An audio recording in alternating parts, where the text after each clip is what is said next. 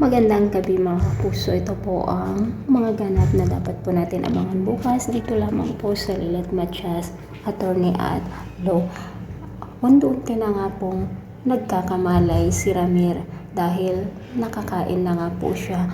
Ngunit hindi pa po siya makapagsalita at hindi pa niya responsan o hindi pa siya makagalaw ng maayos. Samantala, sinabi nga ng doktora na hindi na makakalakad si Ira kung kaya galit na galit nga po siya dito kay Lilet.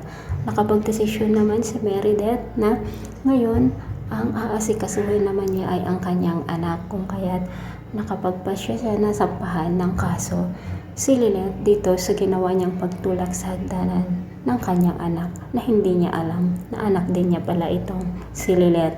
Samantala, binisita naman ni Bonnie si Ira sa ospital at binigyan niya ng bulaklak. Ang akala ni Ira ay nakikipagbalikan si Bonnie sa kanya.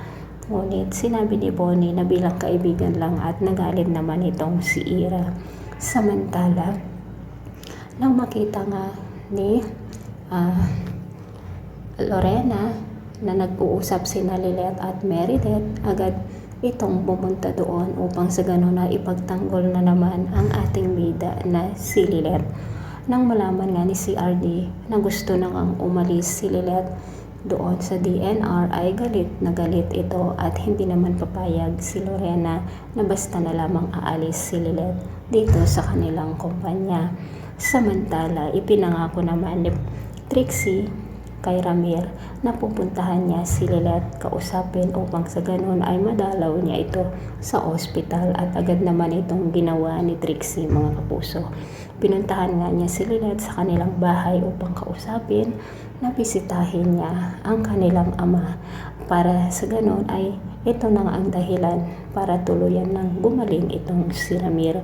At masayang masaya nga po ang ating bida dahil nga makikita at mayayakap na niyang muli ang kanyang ama at tuluyan na nga rin pong nagbago itong si Trixie mga kapuso.